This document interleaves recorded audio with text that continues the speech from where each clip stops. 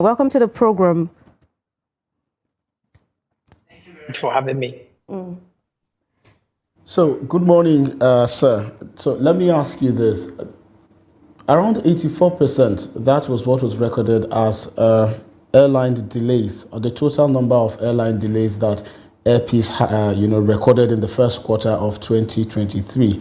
Other airlines also had their own level of delays across, depending on the number of airlines and the number, of trips that were carried out during this period. So the question is, why has Nigeria been recording a large percentage of airline delays across the different airlines? What exactly is the challenge, and why are we seeing an increase in such this year?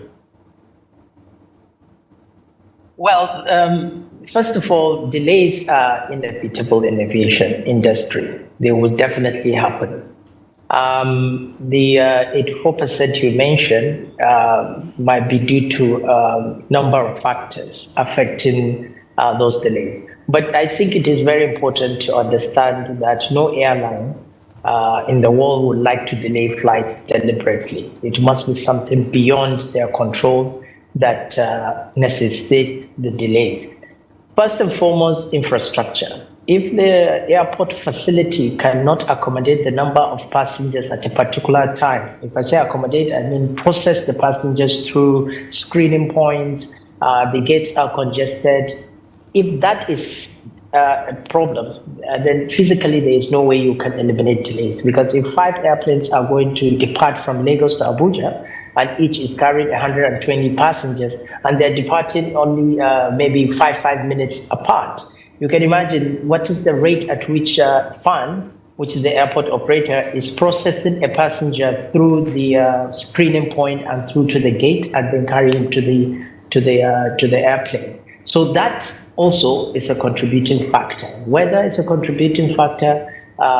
Serviceability of the airplane is a contributing factor. Air traffic delays is a contributing factor. And also, if the airline has stretched its capacity, then that will also be a contributing factor. So there's so many things that contribute to airline delays. But most importantly is how the airline reacts to the delays to the passengers. And what are the amenities that you find in the airport? I mean, we fly all outside the country. If there's a delay of 2 hours, if the environment where I'm sitting is quite conducive, if the toilet that I'm going is quite conducive, if there is something that I can go and eat, decent snacks that I can eat, I can tolerate the delays. If I'm a leisure traveler, if I'm a business traveler, of course, that will affect my business somewhere. But yes, if the place is not conducive, then that's when the passengers become a bit aggressive, because they're already tired of the environment, and you now subject them to stay in that kind of environment for hours. Okay, yes, indeed. Now, you spoke about, the number of hours that the delays could cause, the time frame at which these delays occur. So I want to ask this question, Captain Sanusi. What do we say about people who have to wait for countless hours, 5 hours, 9 hours in the airport just because they want to embark on a trip which had been delayed by these airliners, who have not given any reasons for the delay, neither have they given any sort of compensation, be it refunds, be it coupons or the likes of that. And they have to wait this long and also return back home till whenever they hear from the airliners. Now, I understand on the challenge side, you spoke about the congestion sometimes when you have 5 aircrafts traveling to Abuja at the same time. But how do we explain this countless hours of passengers having to wait without no explanation and without any compensation? It is totally unacceptable for an airline to delay flight for 9 hours or even above 3 hours without explanation. In fact, even if it's 15 minutes delay, you must give an explanation. I am a preacher of explaining to the passengers the real thing, not operational challenges. Yes, there are operational challenges, but dig into it. Due to late operating aircraft, due to aircraft becoming AOG that is not serviceable.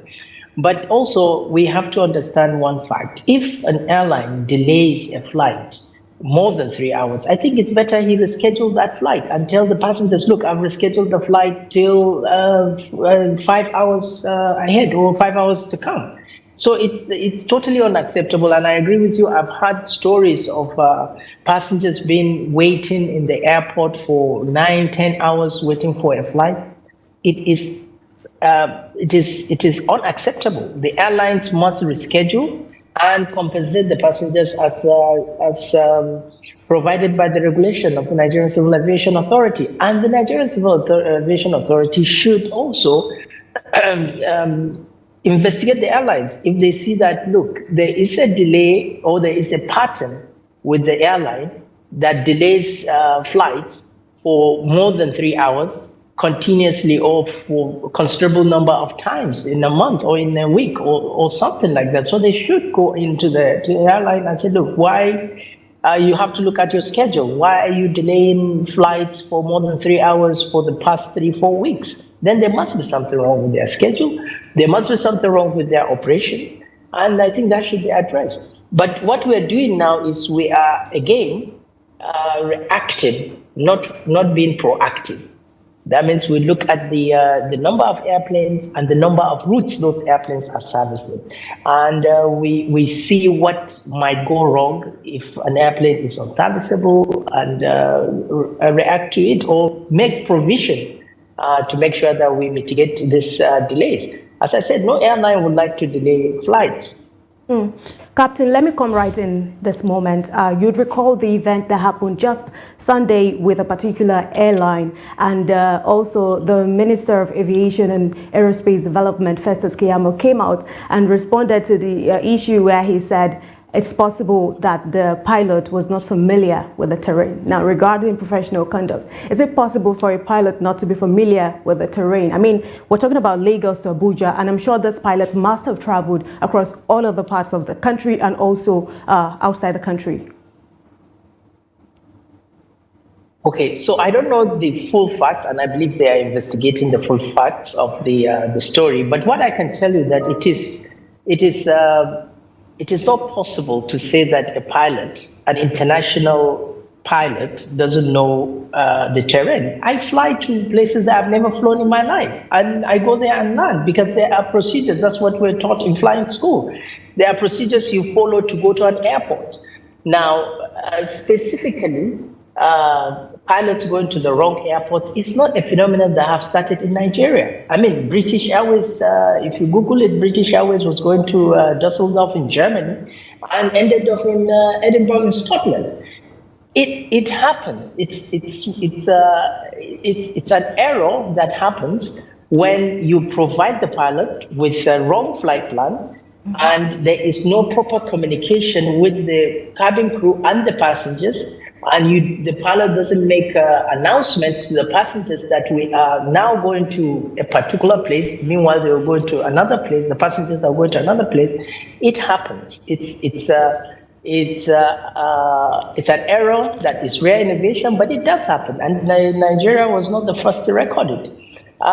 Again, we're being reactive, not proactive. You see, when you are introducing a waitlist aircraft to your fleet, you're supposed to do what we call management of change. You look at the risks elements that might occur or translate into an incident or an accident because you are introducing something new to your operations, and you try and identify those risk factors and try and mitigate them. If that such airline have seen, okay, I'm introducing a new waitlist aircraft, I am also looking at what are the risks. They don't know the terrain, there is language barrier. What are the risks that might happen? Okay, he might go to the wrong airport, or he will not talk to the passengers, or he will not do this. You identify all those risks, and you identify the factors, and you now identify the mitigating solutions that you're going to provide, and you train, and you provide the reason. That is being proactive. Now, we tend to, and the Nigerian Civil Aviation also should impose that management of change into all airlines. Every airline, in fact, every business, when you're introducing a new thing, you must do a risk analysis to know where, because you're introducing a new thing, a new machine, a new person, you must know where the risks are. and you must try and mitigate them. And of course, if we continue to be reactive, we will always be behind the curve. All right, thank you very much, Captain Sanusi. So I would indulge that you hold your breath for a moment because we now have in the studio Sanni Abdullazeez. Mr. Sanni is the head of operations at K-Impex Airline. Welcome, Mr. Sanni. Thank you so much. So you heard what the CEO of Aero Contractors had said pertaining to the issues with the United Airlines. However, let me ask this. So there's been bottlenecks and challenges that airline operators have been facing, in Nigeria over the course of the time that they've been doing business. But when there's an issue, customers will always blame the airline without looking at the regulatory aspect and the regulatory side of things. So in your opinion, as head of operations, what are some of these issues, some of these challenges, that airline operators encounter from the regulatory side of things, from the regulators who currently operate in your value chain? Thank you very much. Actually, there's a lot of challenges the airline operators are facing in terms of infrastructures that are available within the Nigerian airspace, and at the same time, the constraint the airlines have to deal with in mitigating with these infrastructures. First, the airport facilities.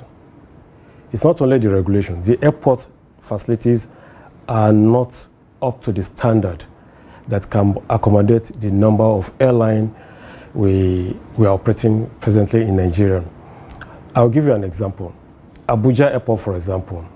The Abuja was the first terminal that was designed in Nigeria, in the Abuja Airport, was not peculiarly designed for Nigeria, for airlines. Okay. We have a lot of problems as regards to check-in facilities, passenger facilitations problems. So all these things, that airport is designed for maybe 2 airlines. Now we can imagine the kind of number of airlines we are having. So despite that, there's a limit the regulation can do when you don't have enough infrastructures. So these infrastructures is a big constraint for some of the airlines. Now coming to the regulations, the regulators, like I said, they need to step up their game, in the sense that the personnel in the regulator should be people that are aware, that have the knowledge of what airline operation is all about. What we have now in most of our regulatory agencies, we have fresh students coming from aeronautical university schools and going into regulatory systems. It doesn't work because they don't even know the magnitude the airlines are facing. So you can't come from school and go into a regulatory system and you expect to just come and implement what is in the book. What is in the book is different from what is practicable that we all experience. I think the regulatory agencies should go a little bit way and get people into their system that already have experience in the airline operations than people that just come from school and direct into the regulatory system. So these are the problems, the challenges we are facing. Okay. Captain Sanusi, so you listened to, I'm sure, Mr. Sanni Abdullazeez speak about some of these challenges. So I see here on your profile that you were the former Chief Executive Officer at the Nigerian Airspace Management Agency, which means you had your bout on the regulatory side of things, but now you're, of course, on the side of the airline operators. So what are some of these peculiar challenges that you notice on the regulatory side and, now transcending on the side of the operators that you think could have been addressed or should have been treated better? Okay, so the whole thing is we, as Sanni has said, the regulator is stretched without experienced inspectors. There's only one regulator in the industry, Nigerian Civil Aviation Authority.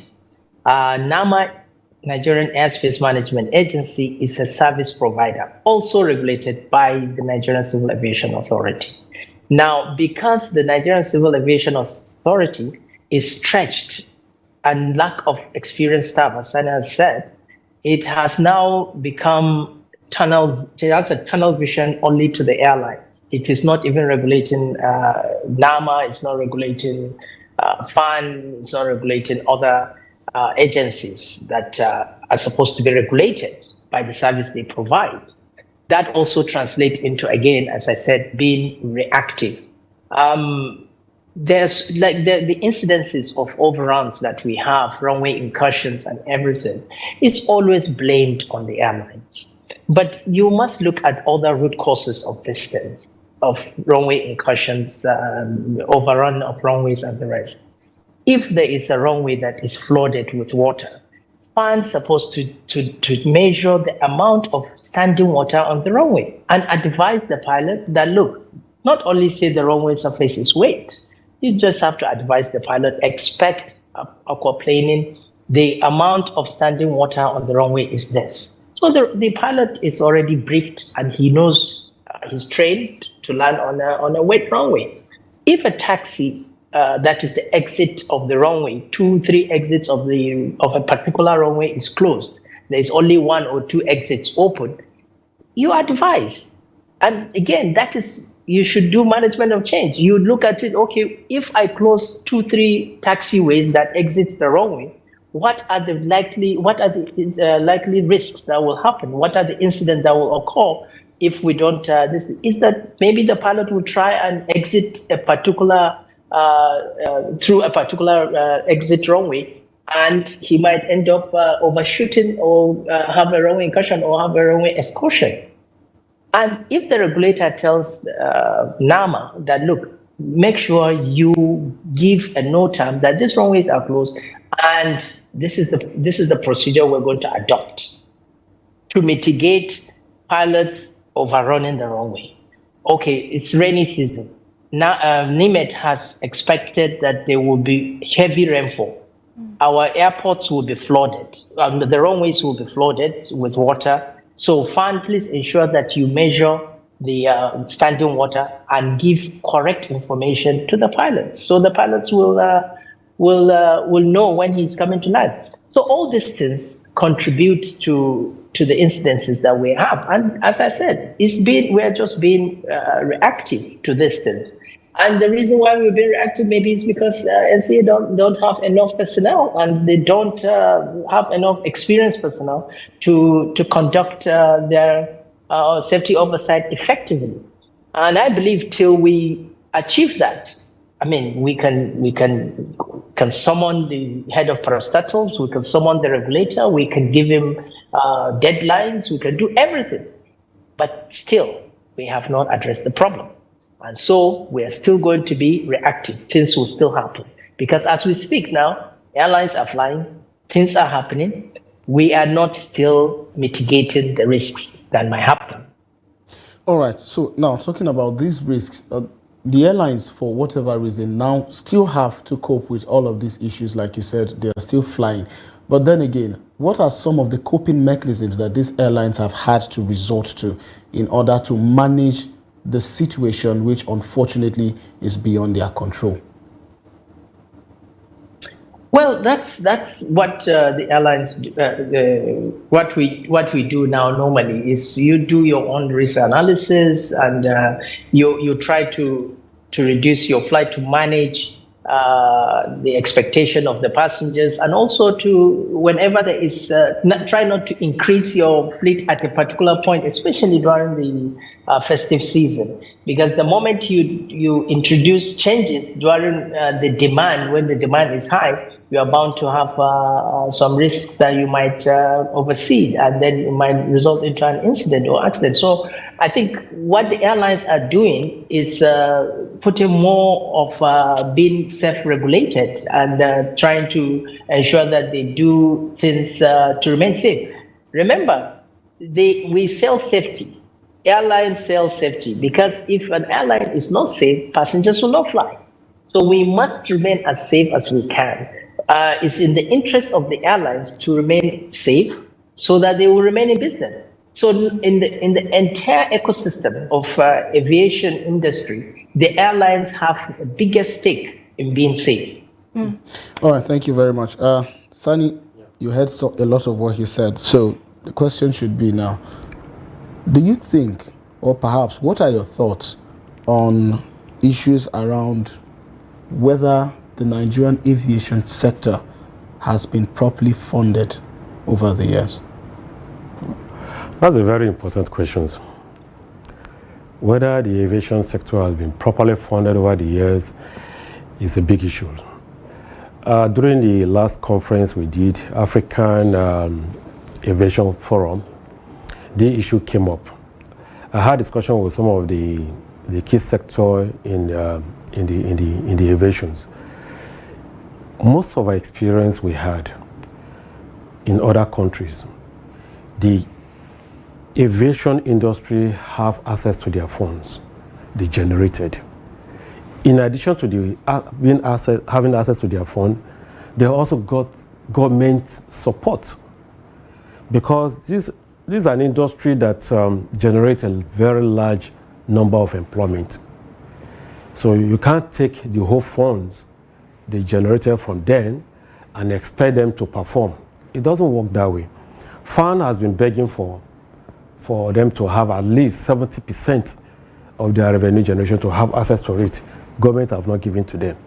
The same thing with the NC, the same thing with NAMA. They must have access to their fund.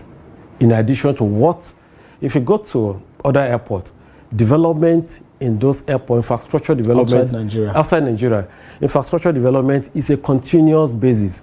They don't stop. They expand their terminal facilities, they increase their runway facilities, they upgrade their equipment, the landing equipment. This is how aviation is developed. It's not a one-time development like we did in Nigeria. Or the government will come today, we're doing a terminal in Abuja, or we're renovating the terminal in Lagos. It doesn't work that way. The agencies must have access to their fund. All they need to do, government need to do, is to just monitor whatever they are doing through the oversight procedure, the channel that are available. But infrastructure development is a continuous development, and every agency must have access to their fund. NAMA has ways of they're collecting their fund. Every flight we operate, we pay NAMA. Every sector you pay, you fly, you pay them. Apart from the money they even collected from the taxes on the passengers, the same thing with Nigerian Civil Aviation Authority, the same with FAN. Where does all this money go? It goes back to the government purse, and where they needed the money, it's not available. So this is a critical problem we're having. Still staying with infrastructure, I'd like to get your thoughts on this. The federal government has approved 3 billion naira for airport scanners, and this is in a bid to reduce multiple agencies involved in manual bag checks at the airports. The Minister of Aviation, Festus Keyamo, disclosed this to State House correspondents on Monday, just this week, after the Federal Executive Council meeting presided over by President Bola Tinubu at the Presidential Villa. He said the proposed solution involves the supply and installation of state-of-the-art customized explosive and narcotic detection screening systems. What's your take on this? It's a good development and it's a way to go. However, must the aviation industry wait for government to do this? FAN should be able to have come up with these developments if they have access to the fund. These are the things I'm talking about. The moment you have your fund, they know what to do. Honestly, FAN, all the aviation agencies know what to do, but they cannot do it without not having access to their fund.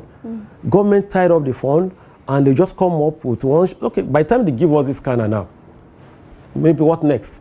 Maybe we take another 5-6 years before any development is coming up. No, it doesn't work that way. Look at Dubai Airport, for goodness sake. They keep developing it. Every time, if you fly to Dubai, every 3 years, you see a new development. But it's not like our own, because they have access to their fund. All these infrastructures are there.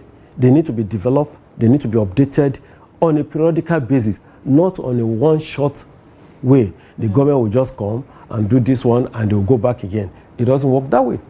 All right. On a final note, Captain Sanusi, you have the attention of the flying public. Perhaps you can tell us some of the peculiarities of Nigerian customers as regards to the aviation sector and how you feel they could react possibly better to some of these challenges, which maybe oftentimes are not the fault of the airline operators.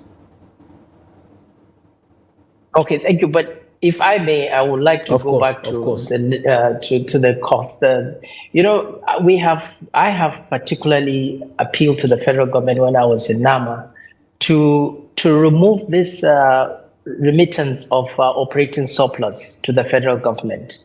And what that does is NAMA, for instance, should be given a mandate to charge the airline on a cost recovery basis, not on a profit basis, like what is done in NAV Canada. NAV Canada is one of the most successful service provider for ATS and communication, for ATS communication. So we should try and adopt that. It's a successful story. It's a success story. So why don't you adopt and mandate NAMA to do on an only cost recovery basis, not that they have to put into the coffers of the government on a basis of profit making. Same with Nigerian Civil Aviation Authority. They charge 5% of every ticket flown, supposed to be used to do an oversight or safety oversight, and still they need to remit that operating surplus to the federal government account. Now, and then you tax the airlines. You tax the airlines to fund the prestatals, and the prestatals are underfunded because the airlines are struggling. So, and then we expect to have a vibrant aviation industry. It's not possible. You are taking blood from a sick person, you are giving it to another sick person, and you expect the two patients to be to be well. It's not possible. So I think we must take our minds off this operating surplus to the federal government. We must look at funding Nigerian civil aviation totally different from what we're doing. We've been doing this for how many years now, and it's not working. We're always saying, oh, there is a problem, there's a problem with the aviation sector. But we have not changed our ways.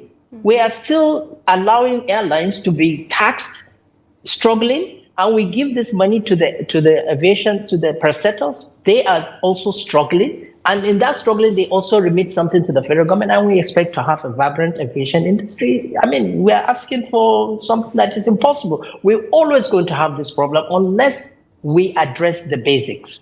And the moment we address the basics, you will see how the aviation industry will prosper. We have the passengers, we have the routes. God has blessed us with the land, and we are traveling public. Nigeria is one of the traveling public in West Africa. And we can develop tourism, we can develop the economy of the country. But we must do something. We must take the bitter pill of actually changing what we're doing with the prestatals.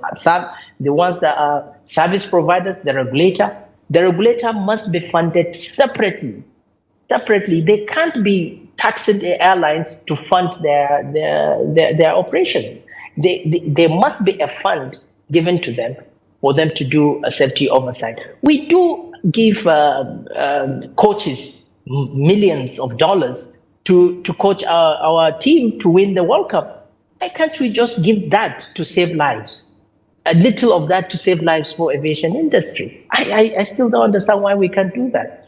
Now, coming back to what I think passengers should do, I understand that the most important thing for passengers when they come to the airport, they want to board the flight on time and leave.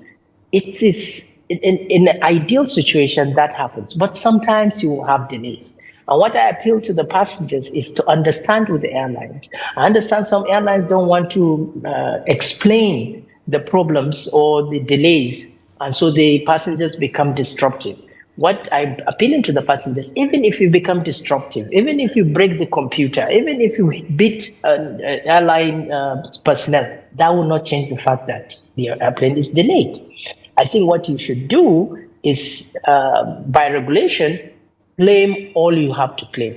After all, the ticket that the airline sells to the passenger is a legal contract between the airline and the passenger. So you can have a recourse to go to court, or you go to the NCAA and lodge your complaint. But please, reverting to being violent, it's totally unacceptable in the aviation industry.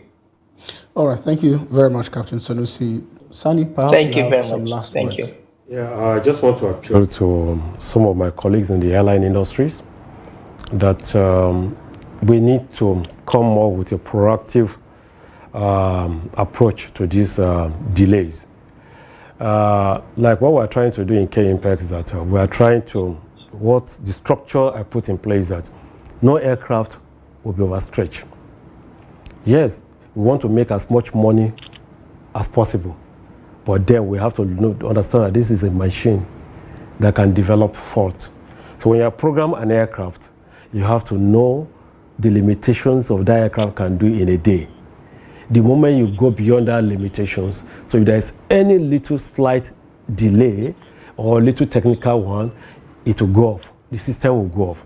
So let's structure our schedule based on the minimum the aircraft performances can do in a day. That will help. It will solve the problem. Don't go beyond it. For example, an aircraft should be able to do 6 landings in a day. But the moment you are going 8, 7 landings, you are creating a problem for yourself. So this is the only way. Okay. All right.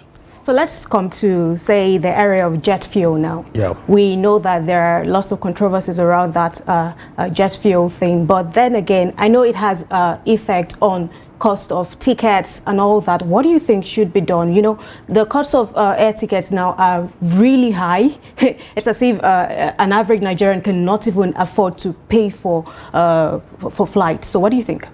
You see, the area I'm more specialized on is costing. That's my special area. Okay. Costing, aviation fuel takes about 40% of our cost per ticket.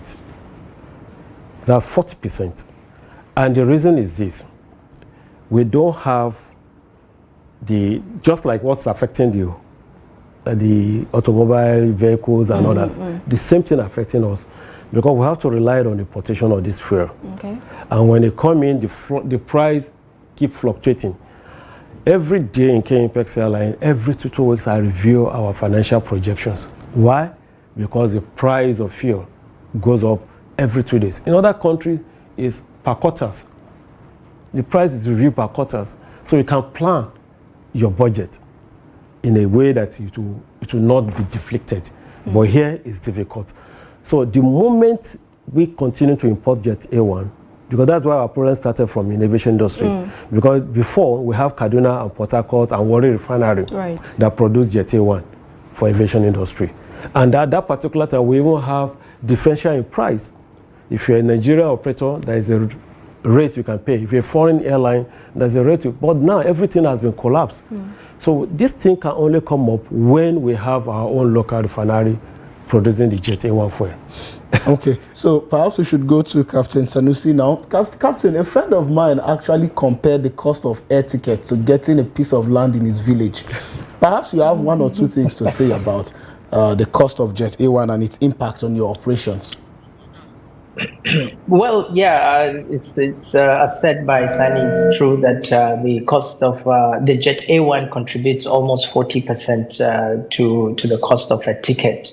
But there are other factors. The way the dollar naira exchange rate also affects the cost of the ticket, especially if you put into perspective that we import this Jet A1.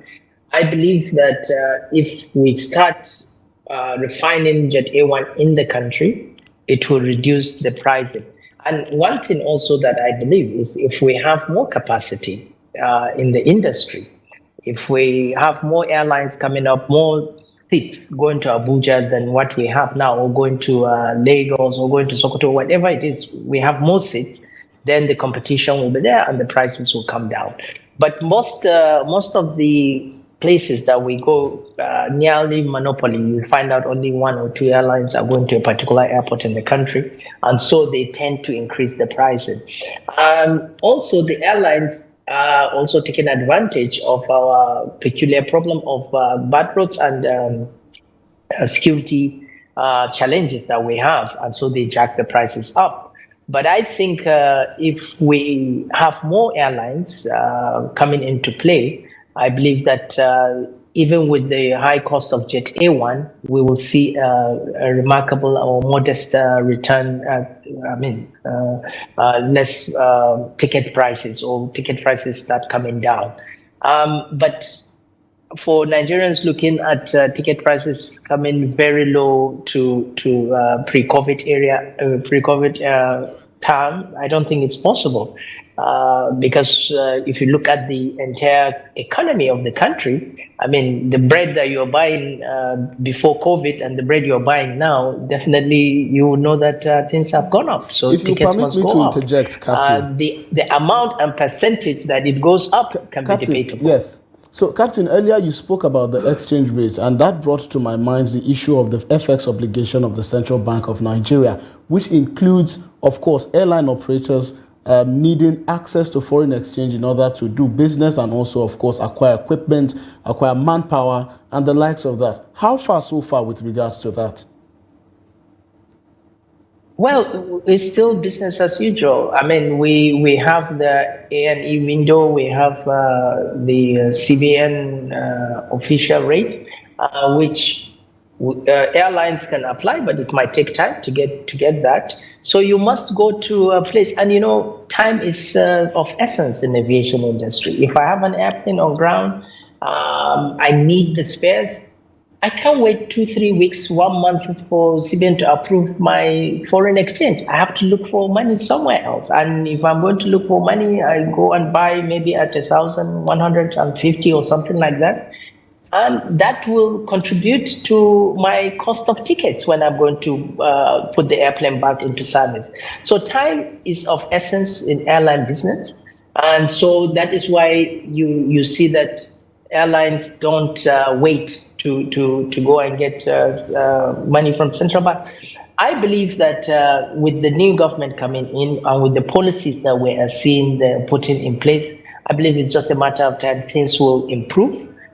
We will have access to foreign exchange. The collapsing of the 2 market or 3 or 8 or whatever it is, it's a welcome development, because that will give us a unique place to go and get it. And we are seeing some stability in the availability of the foreign exchange, which is very key. Before now, I mean, even to get the dollars is a problem, because even with your money, you start struggling to get it. So now there is a form of stability of the availability, and we hope as time goes on, there will be stability of the pricing, and so we will have a good cost index of how our tickets will be. Thank you so much, Captain, for that response. And now going back to funding, like we earlier talked about, according to data from the International Air Transport Association, as of August 2023, Nigeria accounted for a substantial $783 million of airlines' blocked funds. Despite recent efforts to alleviate the situation, the airlines said a significant portion of those funds remained inaccessible to them. Now, these funds are inaccessible to the airline operators. How does this affect operation? So 90% of that funds are for foreign airlines, not domestic airlines. These are the likes of Lufthansa, British Airways, Emirates, Qatar, and the rest of them that sold ticket in Naira, and they want to repatriate their money, and they are not able to do it because we lack the foreign exchange to back it. I believe that going forward, and I believe that central bank will do that, the moment an airline buys his ticket, he has the Naira out of it, let him repatriate his money, as is done everywhere in the world. You can delay maybe a month or so, but to accumulate to over $500 million, I think you are also contributing to the high cost of price of tickets in the country. If you look at a ticket from Lagos to London Heathrow, and then you look at a ticket from Katoka Airport, Accra, Ghana to London Heathrow, you see the price difference, despite the fact that maybe even Accra is closer, and you see the price difference. Even Cotonou here, the price is different. And why? Because they feel that their funds are being trapped, and there is a cost for that fund. So they will have to increase their tickets to cover their cost, because they have funds, they have tight money, which is not generating interest, which is not generating anything. And so they will have to increase the prices for them to remain in business in Nigeria. And I believe that when these trap funds are being released and we are back to normal, where airlines repatriate their money almost immediately, you see also the prices will come down as there's competition between all the airlines, the international ones, I mean, and that will also bring the prices of tickets down. All right, Sanni, I saw you nodding your head the moment I spoke about the issue of FX and its obligations. So how has K-Impex Airline been able to manage, some of these challenges? Just like what my boss just said, Captain Ado Sanusi, we worked together before, it has been a very big challenge for us. These airlines were going to take off this year, but because of Forex, we couldn't. We kept dragging and trying to see whether our banks could come up, but the bank bluntly told us they cannot help us. As I'm talking to you now, we are signed for 4 aircraft to be imported into Nigeria. Now we have to source for money, not through the bank. Alternative means. Alternative means, because we cannot continue staying like this. So my boss is moving every angles to see that we got this fund transfer. And not only that, it's even causing problem for us to get aircraft. Before you discuss to any aircraft company in Europe, in America, in Asia, they will even tell you the problem you have in your country. How are you going to pay me for this aircraft? Because we know your country has problem when it comes to dollars. So it's a big challenge, but then that won't stop us, like the captain just said. We have to, like now with this new administration, we have hope. We really saw the green light coming up. The collapse of the true system is making us to have a confidence that things will get better. But then we have to source for it. And the only way to source for it is to go through the alternative market to get your fund and across to the aircraft owner. So these are big challenges, honestly. And it's causing a lot of problem, not only even to source for spare parts for the existing airline, to source for spare parts. Because spare parts are sent to you on credit. You can't keep aircraft on ground. You sign an agreement with the spare part suppliers, the spare part vendors. Okay, we'll give you a credit facilities of about $30 million, but you keep collecting spare part for him, but the money never gets there. It's become a problem. So the next thing they will do is to blacklist you or block you. And what happened? It become problem to us here in Nigeria. So I will appeal to the Honorable Minister and the federal government to create a window for all the airlines so that we can access these funds like as easy as possible, so as they could, reduce the strength we're all passing through. It's a big challenge, I have to be sincere with you, honestly. All right. Captain Sanusi, finally now, what would you say around issues of crime and corruption? Because we know, like every industry, it is riddled with one form of criminal operations or the other. I understand that there's been issues around ticketing fraud. How has the airline operators been able to manage its profit with the existence of some of these issues?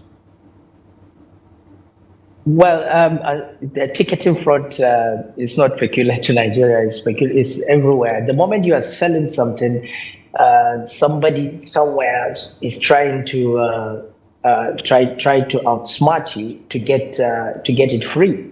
So the deployment of softwares, artificial intelligence, and a robust system where you can see on the online real time your sales, ticket sales. That is what most of airlines are doing all over the world to mitigate the corruption or to mitigate the stealing of tickets. But you cannot eliminate it completely. You can only minimize it to the barest minimum, because what happens is these perpetrators usually connive with your staff, and they tend to defraud the airlines. And so it is something that it is continuous improvement. When the thieves are a little above you, now have to revise your procedures or get some more softwares to block and protect your revenue, because your revenue is like your blood, so you must protect it jealously. and make sure that you have dedicated staff that will not portray your secrets or your trade secrets out to the public for them to take advantage. Corruption in generally in the aviation industry, yes, has reduced drastically, but it is not eliminated. And we believe that with the recent minister coming in, I believe he is very transparent, and he is working hard to make sure that all the parastatals sit up to make sure that corruption doesn't occur in aviation. You can imagine corruption is bad for every sector. And aviation is inherently dangerous, and then you introduce corruption into it. I mean, that's a very bad combination that you can have if you have corrupt officials in aviation. You can imagine the recent stealing of approach lights in Lagos airport.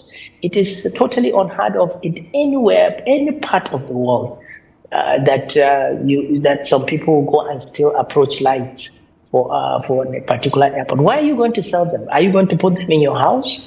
Definitely it's coming back to the airport. And I plead with the federal government to please bring these people to book so that things will stop happening like that. There used to be times when the thieves will come and open the cargo compartment of an airplane that is about to take off to start taking bags. Until they gave the orders that shoot aside, that stopped. And until we start taking these drastic actions on people coming in doing things that it's only in Nigeria that you can hear, you put taxi lights and the taxi lights are missing. Why are you taking them to? You can't put them in your house, or you can't put them in your garden. These are specialized lights for a particular industry. And those are the things I think we should address corruption entirely in the aviation sector. Thank you. Okay, Captain, just before we let you go, I mean, on a final note, and just very briefly, what would you say is the impact of climate change in the aviation industry? I mean, with regards to performance? Well, globally, aviation contributes less than 2% to climate change. But there's a lot of hype to aviation industry because, of course, we fly high and we burn fossil fuel, so there is a lot of hype. But I believe the direction globally where we're going in aviation industry, especially recent conference that was done in the Middle East, in Dubai and Riyadh, that is even going on now. It's a good thing to have, and it's a step in the right direction. We are now moving to zero emission fuel. We have tested a lot of biofuels. We have done a lot of things to ensure that we are carbon free by year maybe 2050 or something like that. But I believe the industry is looking towards that. There are now electric trains going on. So I still believe that we are very good at it, and we will definitely get there to carbon neutrality. As I said, we are just contributing 2% of the global emission of carbon in the industry. So, but again, globally, we are moving towards carbon neutrality in a very short time. We are also the developments of electric airplanes,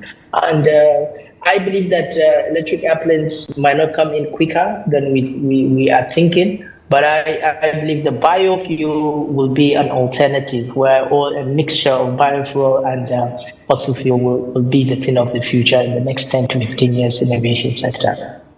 All right, thank you very much, Captain Ado Sanusi, for the insightful perspectives on the issues. I honestly look forward to having the conversation with you as to when Nigeria will begin to see electric planes, of course, and the implementation of this other alternatives that you spoke about. We also had in the studio Sanusi Abdullazeez. Sanusi, the head of operations at K-Impex Airline. Thank you so much for your thoughts and contributions on the program. Hoping to have you another time.